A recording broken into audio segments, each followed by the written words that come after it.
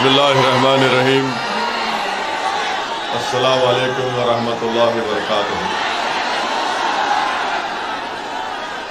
मोअज़्ज़िज़ हाज़रीन इकराम, बुज़ुर्गान कौम और मिल्लत, पसे पर्दा बैठ कर सुनने वाली मेरी इज़्ज़तदार माँ और बहनों, गयूर नौजवान साथियों, मजलिस इत्तेहादुल मुस्लिमीन के रुकन असम्बली व आमदार धूलिया जनाब फारूक शाह साहब, शहर सदर जनाब मुख्तार बिल्डर साहब, ज़िले सदर जनाब नासिर पठान साहब, अज़ीज़ान मिल्लत, बुज़ुर्गान कौम और मिल्लत, उलमा इकराम, मेरे नौजवान साथियों, आप जानते हैं कि 5 साल पहले पिछले विधानसभा के चुनाव में आपका इत्तेहाद, आपकी दुआएं, नौजवानों की बेलोस मेहनतें, बुजुर्गों और उलमाए कराम की सरपरस्ती ने जनाब फारूक शाह साहब को धूलिया से आपने अपना आमदार मुंतखब करवाया और 4.5 पौने 5 साल के अरसे में आप देखते हैं कि जनाब फारूक शाह साहब ने अपनी कामयाबी के बाद धूलिया की विधानसभा में जो विकास और तरक्याती काम करवाए, धूलिया की सियासी तारीख में किसी भी आमदार ने इतने तरक्याती और विकास के काम नहीं करवाए थे जो फारूक शाह साहब ने अपने इस 5 साल की मियाद में करवाए। मेरे अजीज दोस्तों और बुजुर्गों, आप जानते हैं कि विपासना सेंटर प्रभुदा कॉलोनी में और फिर एक नाकाना रोड पर और एक महात्मा फूले नगर में 3 विपासना सेंटर जनाब फारूक शाह साहब ने ये काम मुकम्मल करवाया। इन तीनों की लागत थी 1 करोड़ 70 लाख। फिर बाबा साहिब अम्बेडकर के मुजस्समे को जो नाकाना रोड पर था उसको सही करवाया 20 लाख की लागत से। एक फाइबर डोम की तामीर करवाई कैथोलिक सेमेट्री 12 पत्थर में 25 लाख की लागत से। अंसार नगर में रिजर्वायर बनाया गया 1 करोड़ 30 लाख की लागत से। ऑक्सीजन का प्लांट लगाया गया 80 लाख की लागत से ओल्ड सिविल हॉस्पिटल में। 100 बेड का एक मैटरनिटी वार्ड धूलिया के गवर्नमेंट अस्पताल में 3 करोड़ की लागत से बनवाया। फॉरेस्ट डिपार्टमेंट की बिल्डिंग बनाई गई 14 करोड़ की लागत से। आरटीओ की नई बिल्डिंग 10 करोड़ की लागत से। आदिवासी प्रोजेक्ट की ऑफिस की बिल्डिंग 6 करोड़ 40 लाख की लागत से बनाई गई। आदिवासी बच्चों के लिए स्टूडेंट हॉस्टल 8 करोड़ की लागत से बनाया गया। एडमिनिस्ट्रेटिव वर्कशॉप एपी इंस्टीट्यूशन का 14 करोड़ की लागत से बनाया गया। एकवीरा देवी टेम्पल की खूबसूरती का काम करवाया गया 3 करोड़ की लागत से। महर्षि Dada Saheb Rawal government technical college की लाइब्रेरी बिल्डिंग और बाउंड्री वॉल बनाई गई 12 करोड़ की लागत से। फिर श्री भाऊ साहब मेडिकल कॉलेज के रेजिडेंट ऑफिसर का घर बनाया गया 12 करोड़ की लागत से। पुलिस हेडक्वार्टर में शहीदों का एक मेमोरियल और रोड बनाई गई 6 करोड़ की लागत से। एडिशनल डिस्ट्रिक्ट हॉस्पिटल बनाया गया 9 करोड़ की लागत से। फिर धूलिया की जेल को बनाया गया 2 करोड़ की लागत से बिल्डिंग को। फिर मेन एडमिनिस्ट्रेटिव बिल्डिंग करीब 47 करोड़ की लागत से। फिर डिग्री क्लासरूम बनाई गई भाऊ साहब गवर्नमेंट मेडिकल कॉलेज में 7 करोड़ की लागत से। मेडिकल कॉलेज में लाइब्रेरी बनाया गया, पानी की टांकी बनाई गई और पोस्टमार्टम करने की बिल्डिंग करीब 15 करोड़ 30 लाख की लागत से। फायर स्टेशन MIDC धूलिया में बनाया गया 16 करोड़ की लागत से। पानी की सप्लाई MIDC धूलिया में 37 करोड़ की लागत से काम मुकम्मल हुआ। अक़लियतों के इलाकों में कब्रिस्तान जो की दीवार मुगलई कब्रिस्तान है उसको बनाया गया।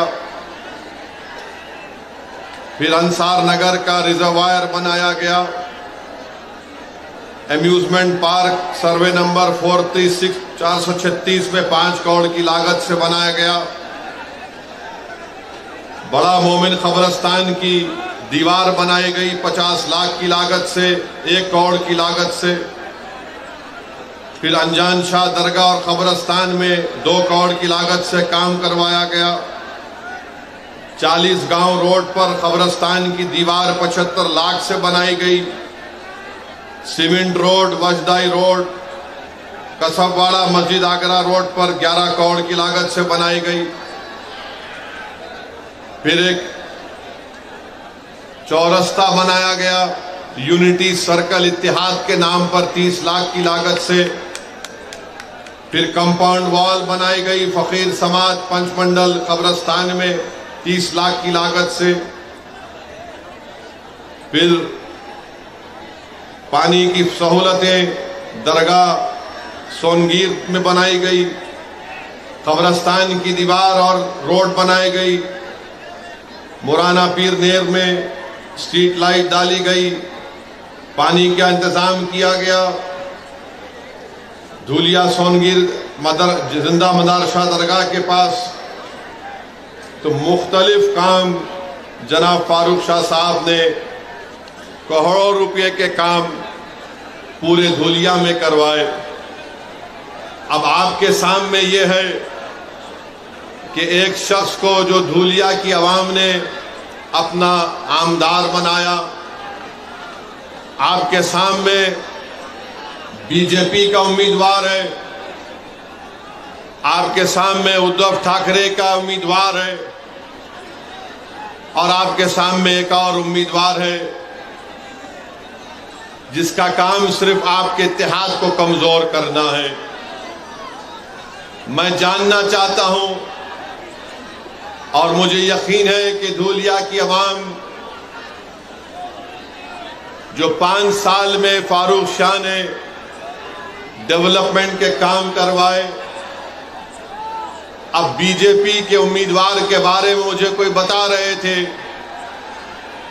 कि वो ये पुकार कर कह रहा है कि मैं मस्जिदों को ऐसा कर दूंगा।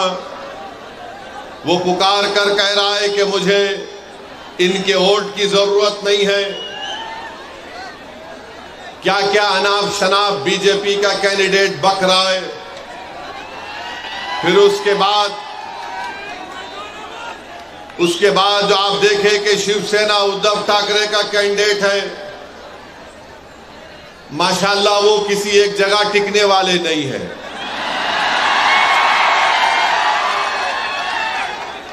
कभी कांग्रेस में भी थे वो, हाँ, राष्ट्रवादी कांग्रेस में भी थे, फिर बीजेपी में भी गए। अब उनको नजर आया कि उद्धव ठाकरे को पकड़ लूंगा, वहां पकड़ लिए। ये पहले भी 3 मरतबा 2 मरतबा के MLA थे। मैं बीजेपी और उद्धव ठाकरे की पार्टी के कैंडिडेट से हम जानना चाहते हैं कि तुम सिर्फ मुसलमानों से, सेकुलरिज्म से नफरत करते हो।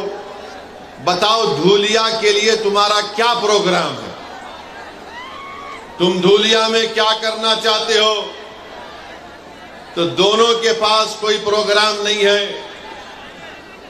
दोनों यही चाहते हैं कि कुछ भी हो जाए, फारूक शाह दोबारा कामयाब ना हो। इनको एक ही चीज, रातों की नींद इनको हराम कर दी कि 5 साल में फारूक शाह ने कैसे इतने करोड़ों रुपए के काम मंजूर करवा कर लाया। जो काम आज उद्धव ठाकरे का जो उम्मीदवार है वो 3 मर्तबा कामदार है, मगर वो कुछ काम नहीं कराया।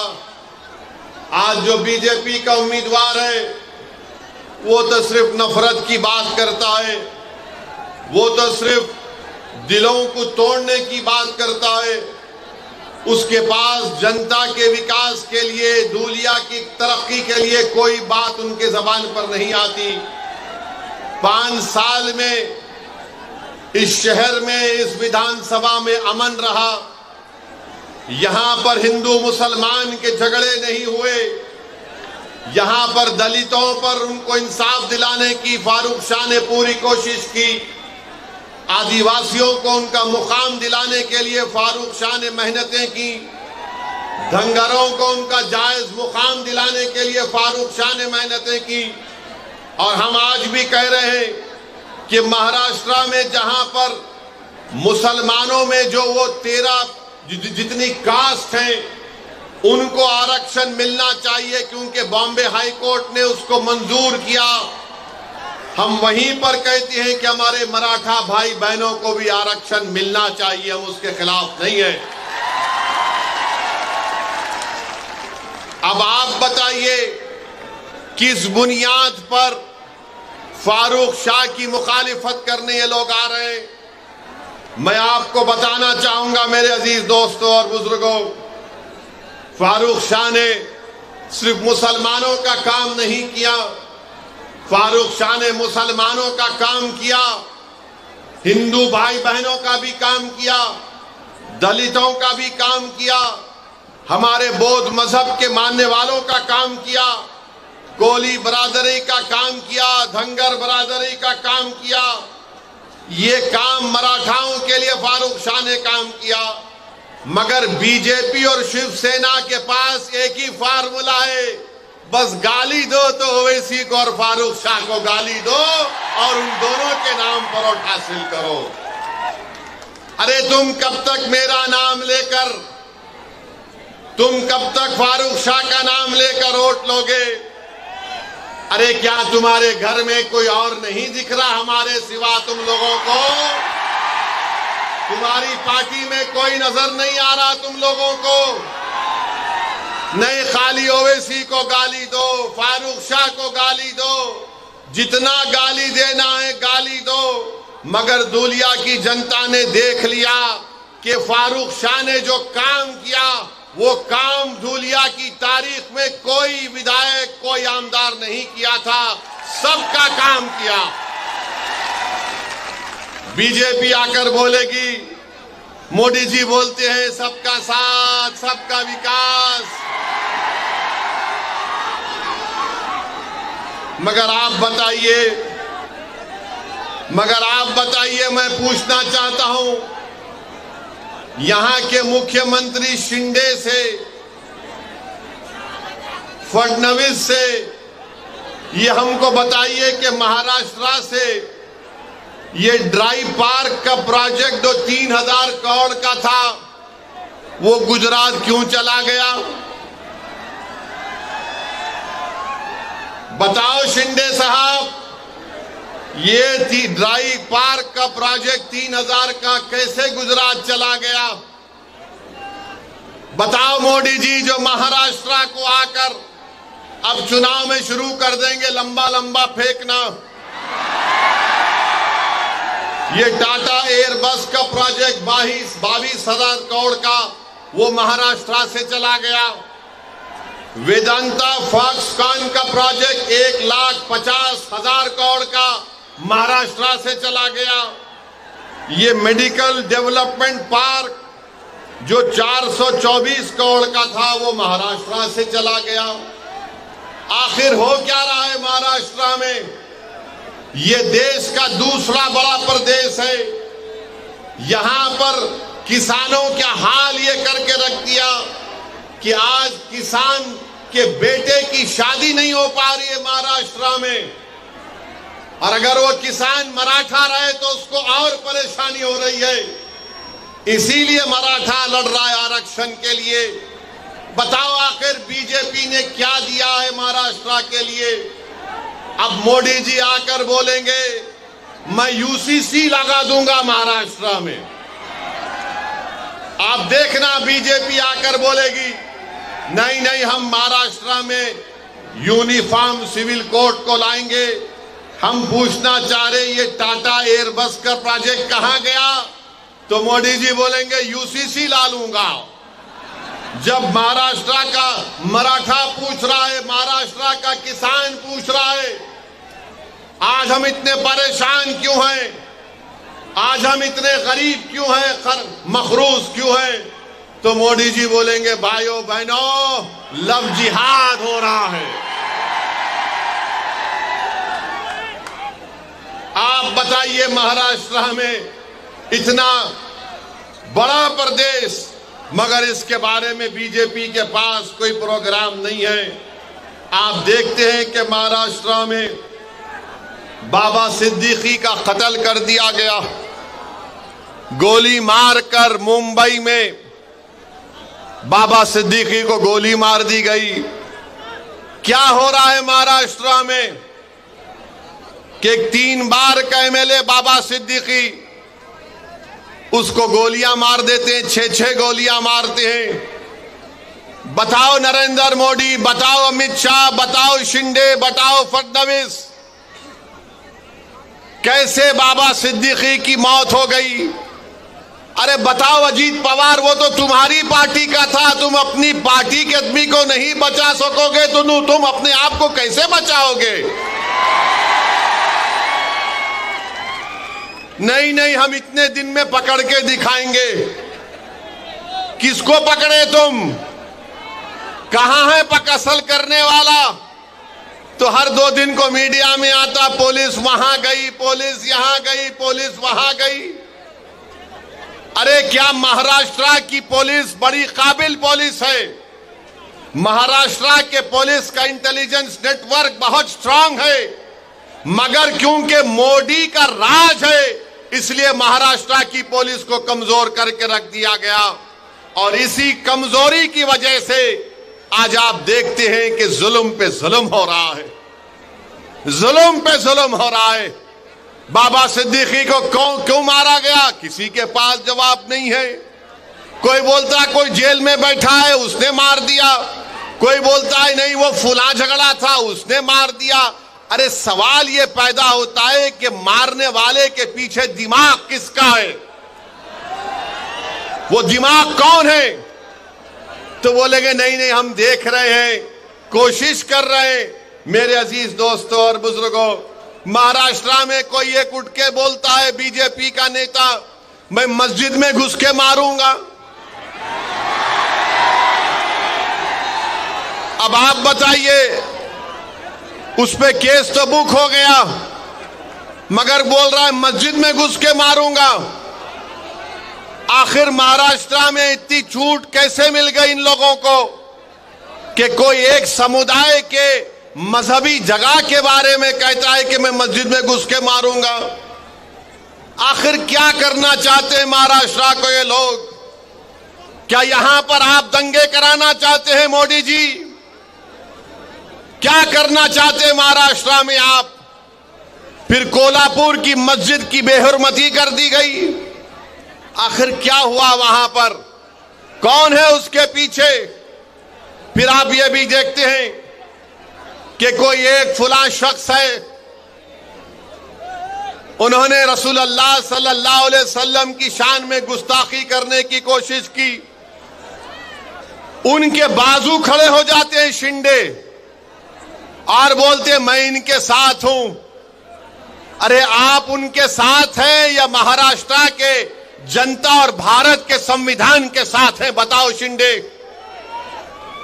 कोई खड़े होकर अनाप शनाप बकता है, कानून उसके ताल्लुक से कहता है कि किसी को भी इजाजत नहीं है कि वो किसी मजहब के बारे में अनाप शनाप बके। और सारी दुनिया जानती है कि इस्लाम के मानने वालों के लिए प्रॉफेट मोहम्मद सल्लल्लाहु अलैहि वसल्लम हमारे जिस्म से अगर पूरा खून भी निकल जाए तो हमारे लिए कम है। वो है हमारे लिए प्रॉफेट मोहम्मद सल्लल्लाहु अलैहि वसल्लम। मगर कोई एक्शन नहीं लिए, खाली एक रस्मी केस बुक कर दिए और बोले नहीं केस बुक हो गया। जो मजलिस को बी टीम बोलते, कोल्हापुर का एमपी उनकी बहू ने विड्रॉ कर लिया, शिंदे को नमस्ते कर लिया। अब बी टीम कौन हुए बताओ? अब बी टीम कौन हुए बताओ आप? जिस शख्स ने रसूलुल्लाह सल्लल्लाहु अलैहि वसल्लम के खिलाफ अनाप शनाप बका, पूरे महाराष्ट्र में पूरे बड़े बड़े लोग थे ना जो अपने आप को सेक्युलर बोलते हैं, जो अपने आप को मसीहा मानते हैं, जो कहते हैं कि हम है ना तुम्हारे लिए, तुम क्यों डर रहे? मगर किसने एहतजाज बुलंद किया? कोई पार्टी आगे नहीं आई। अगर कोई आगे आया तो इम्तियाज जलील आगे आया। इम्तियाज जलील ने कहा कि हम जुलूस निकालेंगे, हम औरंगाबाद से बंबई जाएंगे। तो ये जो हमारे ओटों को तोड़ने वाले लोग हैं, जो पीछे से भी वार नहीं करते, जो सिर्फ साजिश करते हैं, वो बोले नहीं नहीं कुछ नहीं होगा, ये ऐसा ही बयान दे दिया, कुछ नहीं होगा, कोई नहीं आएगा, कहां से कोई गाड़ी लाकर आएगा, अरे ये तो मजलिस ने एक शोशा छोड़ दिया, कुछ नहीं होगा। लोग हमको भी फोन करके बोलते थे। मैंने उन नौजवानों से कहा कि जब तारीख का ऐलान हो चुका है, अब हम वापस नहीं जाने वाले हैं। बात शुरू हो गए, नहीं नहीं मजलिस दंगा कराना चाहती है, मजलिस दंगा कराएगी। हमने कहा दंगा कराने के लिए हमने कॉल नहीं किया। रसूलुल्लाह सल्लल्लाहु अलैहि वसल्लम रहमतुल लिल आलमीन है, वो रहमतुल मुस्लिमीन नहीं, वो तमाम आलम के लिए रहमत है। He is the profit of Mankind, वो रहमतुल आलमीन है। और हम रहमतुल आलमीन के नाम पर दंगा नहीं कराते, ना कभी कराए ना कभी होने देंगे इंशाअल्लाह ताला। मगर जब इम्तियाज जलील पीछे नहीं हटा, मजलिस पीछे नहीं हटी, और जब औरंगाबाद से काफिला गाड़ियों का निकला तो औरंगाबाद के पुलिस, बड़े बड़े महाराष्ट्र के पुलिस वालों ने इम्तियाज जलील को बोला कि सर क्या करना चाहते हैं आप? तो इम्तियाज जलील ने कहा कि देखो, मैं बंबई जाकर महाराष्ट्र के होम मिनिस्टर को एक मेमोरेंडम देना चाहता हूं कि जिसने ये अनाप शनाप बका उसके खिलाफ कार्रवाई हो। अगर आप मुझे औरंगाबाद में रोक देते तो अमित शाह औरंगाबाद में, मैं उनसे जाके मिलूंगा। तो पुलिस वाले बोले नहीं नहीं आप बंबई चले जाओ, क्योंकि हम एक धूलिया के शाह से तंग हैं। अगर आप भारत के होम मिनिस्टर शाह को तंग करेंगे तो हमको तंग कर देगा वो। तो हमने कहा कि धूलिया का शाह है और शाह रहेगा इंशाअल्लाह ताला। मगर अमित शाह अब महाराष्ट्र में आके चीखा मार मार के बोलेंगे, क्यों ऐसा उंगली उठा के, ऐसा उंगली उठाते। मगर जुलूस गया।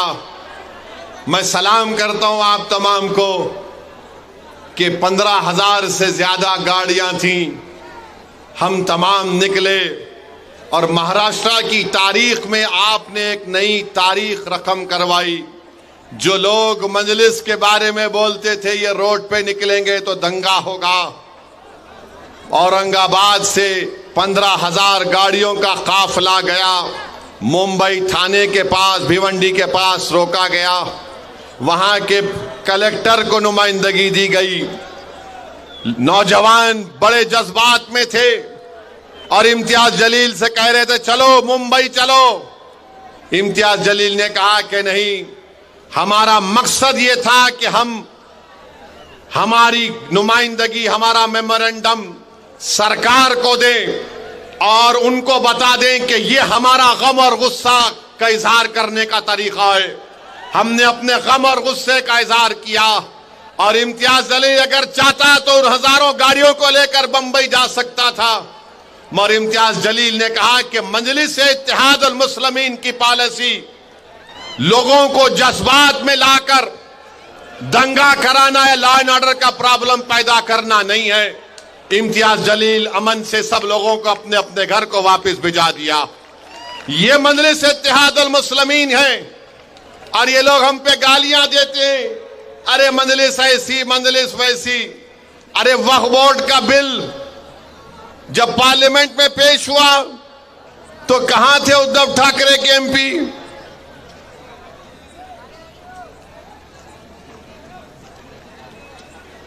मेरे भाई, जब वक्फ को खत्म करने का बिल पार्लियामेंट में पेश हुआ, उद्धव ठाकरे के एमपी तो नहीं थे।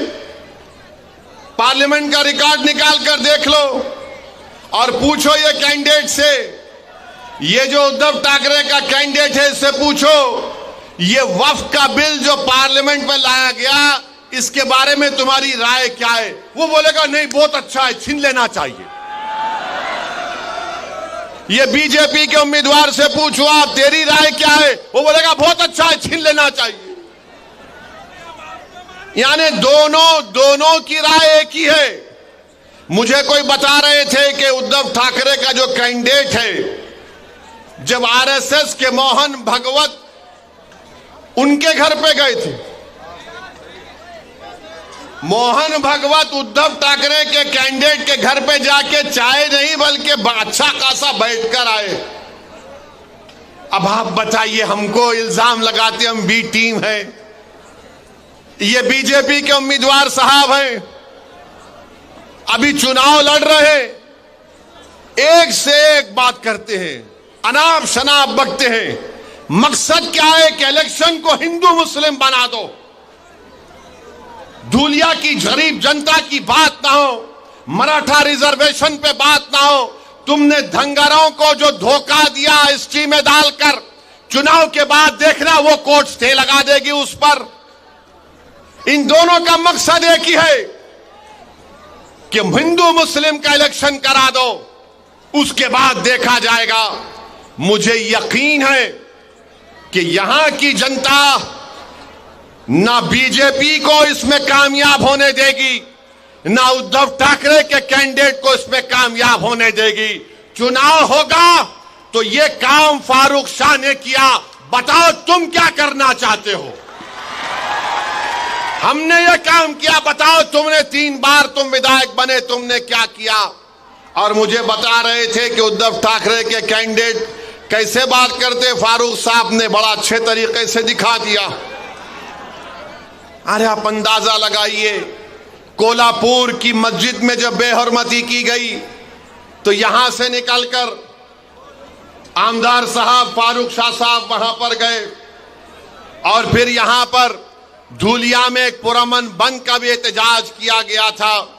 मेरे अजीज दोस्तों और बुजुर्गों, मैं आपको ये बताना चाह रहा हूं कि महाराष्ट्र की विधानसभा में हर समुदाय का एक आमदार है। मराठाओं के भी आमदार है, अपर कास्ट के भी आमदार हैं, हर समाज का एक आमदार है। जितनी उनकी आबादी उतना उनका हिस्सा है। मगर महाराष्ट्र की विधानसभा में अगर एक समुदाय है जिसकी आबादी के मुताबिक उनका आमदार नहीं है तो वो मुसलमान बिरादरी।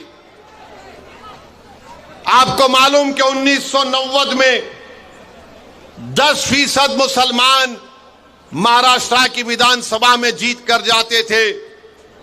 आज 2019 में सिर्फ 5% जीत कर गए। इसका जिम्मेदार कौन है बताओ?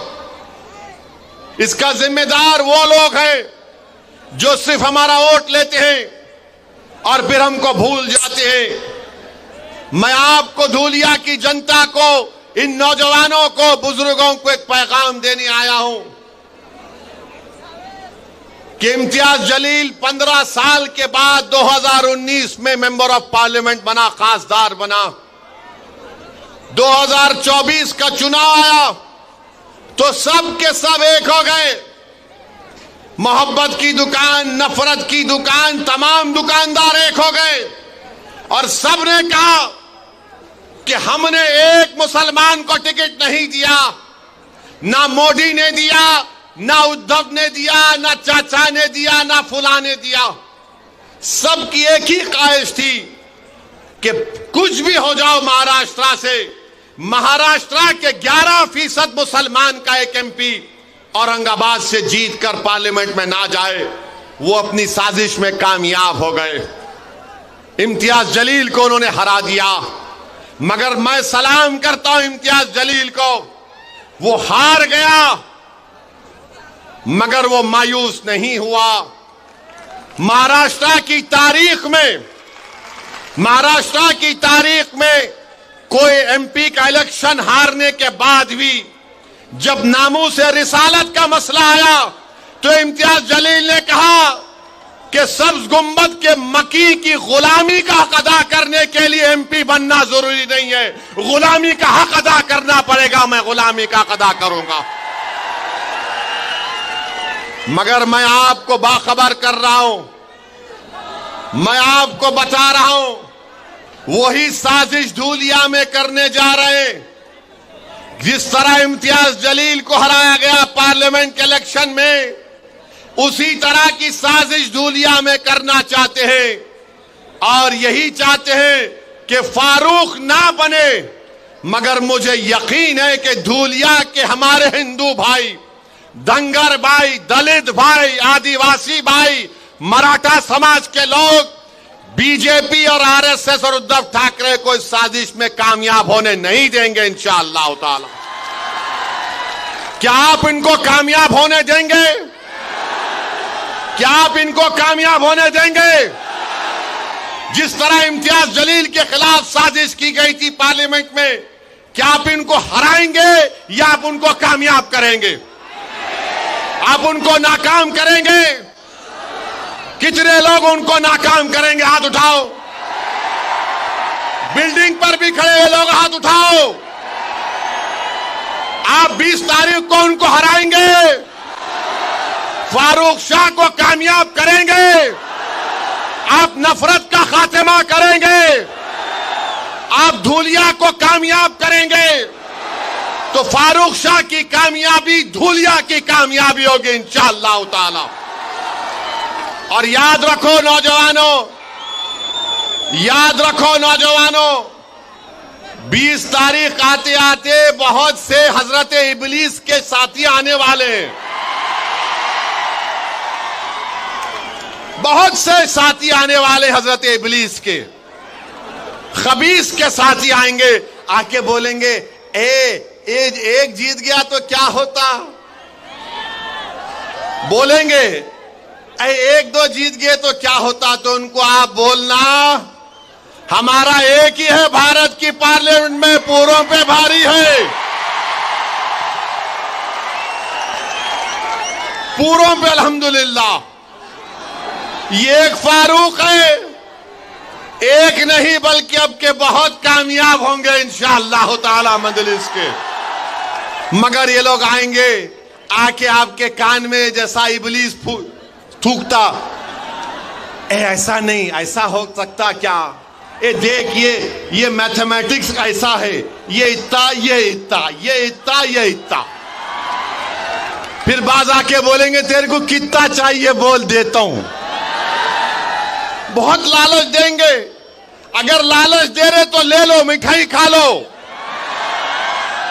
मगर 20 तारीख को डकार लेकर बोलना नाम तो पतंग पे ही पड़ेगा बटन। कोई बात नहीं, मिठाई खा लो, मीठा खाना अच्छा है, बुरी बात नहीं है। मिठाई खाओ, क्या क्या खिलाते खाओ, मगर याद रखो तुमको 20 तारीख को पतंग को ही बटन दबाना है।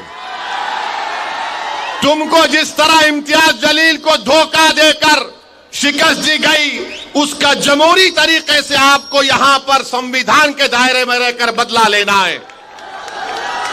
और फारूक शाह माशाअल्लाह बड़े काबिल हैं। मैं आज तक नहीं समझ पाया कि 5 साल में कितने 500 करोड़ लाया, 1300 करोड़। ये कौन सा वजीफा फारूक शाह पढ़ के आते नहीं मालूम। 1300 करोड़ खाली 5 साल में। ये क्या नाम है ये उद्धव ठाकरे कैंडिडेट का?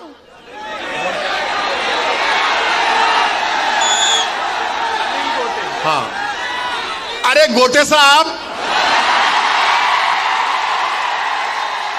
ये तीन बार के एमपी, तुम 3 बार के आमदार हो, तुम 13 करोड़ के काम नहीं करा यहां पर।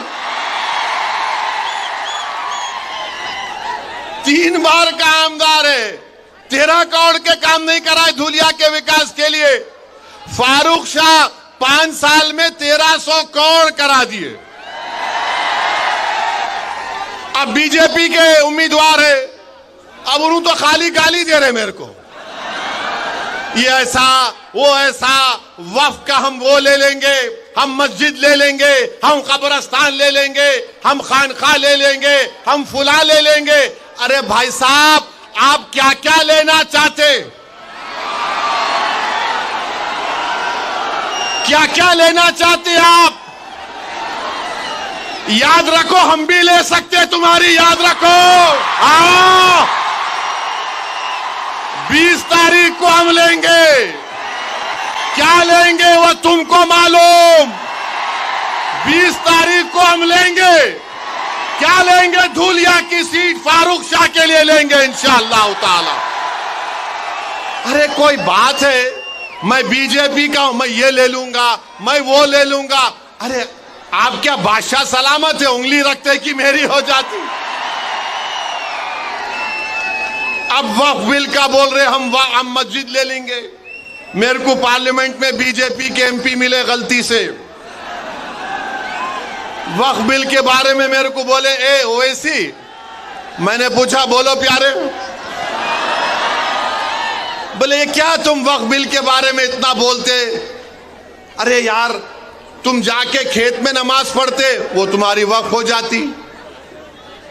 तुम बैठ के कुरान पढ़ते, वो जगह तुम्हारी वक्फ हो जाती।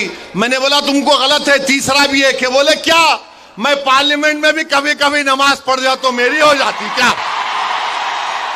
कोई बात है?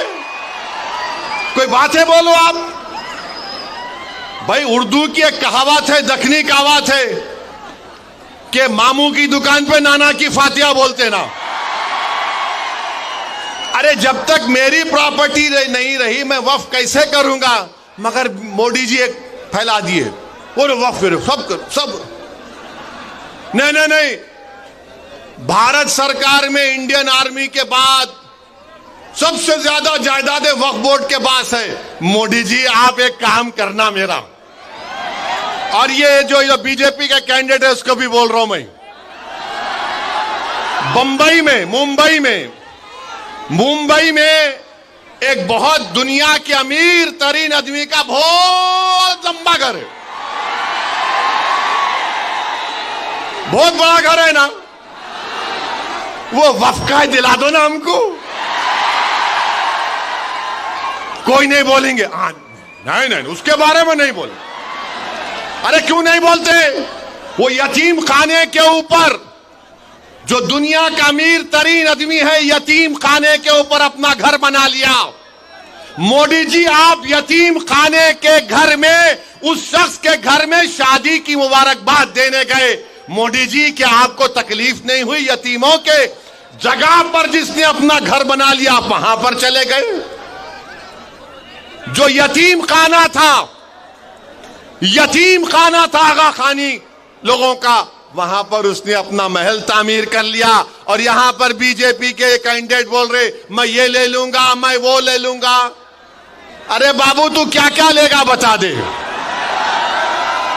एयरपोर्ट तेरा, माने इनका माने दे दिए, पोर्ट तेरा, रोड तेरी, सब तेरी। अब तो ऐसा लग रहा है कि बीजेपी वाले बोलेंगे, बेटा तेरे को सांस लेना है तो टैक्स दे दे।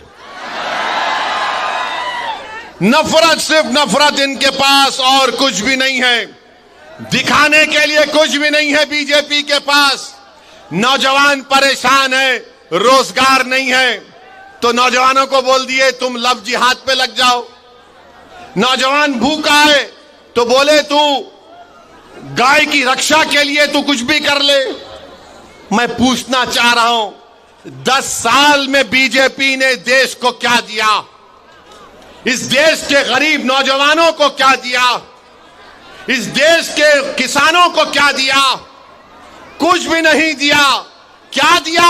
नफरत करो मुसलमानों से, नफरत करो, डर दिखाओ मुसलमानों का, मुस्लिम अकलियत का। अरे संविधान में तो सब बराबर है नरेंद्र मोदी, मगर आप नफरत पैदा करके महाराष्ट्र में वोट हासिल करना चाहते हैं। दिखाने के लिए कुछ भी नहीं है, कुछ भी नहीं है दिखाने के लिए। और मेरे अजीज दोस्तों और बुजुर्गों, मैं आपको आखिर में एक बात बोलना चाहूंगा कि धूलिया का जो पार्लियामेंट का इलेक्शन हुआ था, धूलिया का जो पार्लियामेंट का इलेक्शन हुआ था, आपने किसको वोट दिया था भाई? ताई को वोट दिया था ना, आपने दिया था ना? शर्माना नहीं, दिए तो सर सीना मार के बोलना, दिए थे ना। उन्होंने कैसा जीते, कैसा जीते उन्होंने? किसके? अच्छा, और फिर ऐसा पूछ दो, किसकी वोट की वजह से जीते? किसकी वोट की वजह से जीते? अरे नाम लेके बोलो, किसके वोट की वजह से जीते?